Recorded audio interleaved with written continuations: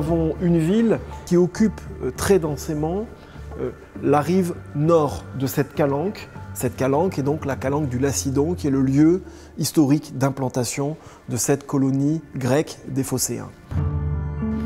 Il y a dans le tracé, dans l'organisation, on va dire un peu chaotique, un peu labyrinthique de ces rues, eh bien, il y a tout de même une voie qui semble dominante et semble structurer l'organisation de l'espace urbain. Et cette voie correspond à ce que l'on appelle aujourd'hui la voie historique, hein, qui est un axe est-ouest, qui est un axe autour duquel la ville antique s'organise. Et cet axe nous amène bien, très naturellement jusqu'à la sortie de la ville.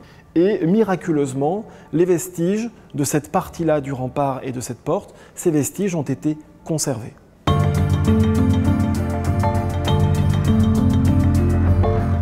À la fin des années 60, a commencé en plein centre de Marseille, à quelques pas du Vieux-Port, une opération archéologique de très grande ampleur qui aura définitivement marqué l'histoire de l'archéologie. Et je dirais même au-delà, cette fouille urbaine du Centre-Bourse a constitué une école pour l'archéologie à la fois nationale mais aussi internationale, puisque les écoles françaises de Rome et les écoles françaises d'Athènes ont envoyé des générations d'archéologues se former à la discipline ici à Marseille. Donc il y a de très nombreux archéologues aujourd'hui célèbres qui ont fait leurs premières heures en quelque sorte de jeunes étudiants à Marseille sur ce site archéologique.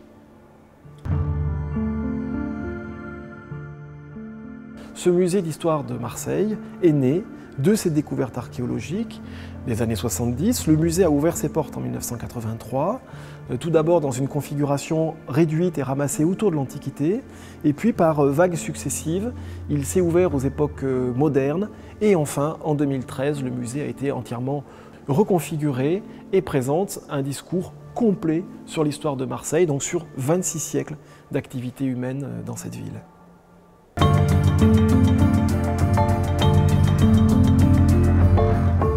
Alors, au pied des remparts, nous avons la partie la plus intérieure de la calanque du Lacidon, que c'est ce qu'on appelle la corne donc, du Lacidon. Ici, la mer arrivait jusqu'au pied de la porte. Toute la difficulté du projet était d'exprimer l'eau, et donc le parti a été pris de travailler sur les contrastes chromatiques, la différence des couleurs entre les végétaux des herbes blondes et argentées et l'utilisation d'une herbe en revanche très sombre, presque bleutée, qui va venir avec des petites ondulations de terrain recouvrir l'espace qui était en haut autrefois. Donc l'objectif du projet est de rendre manifeste les lieux où on est. Donc nous sommes le long de la grande rue qui reliait la ville grecque avec son territoire et qui était donc verrouillée par la porte qui est derrière nous, tenue par les deux tours dont on voit les vestiges. Cette grande rue qu'on voit encore derrière moi, qui arrive jusqu'au clocher des Accoules, sera la nouvelle entrée donc, du musée de l'histoire de Marseille. Ainsi, hier, on rentrait dans la ville par cette porte, qui était la porte des remparts, qui protégeait la ville.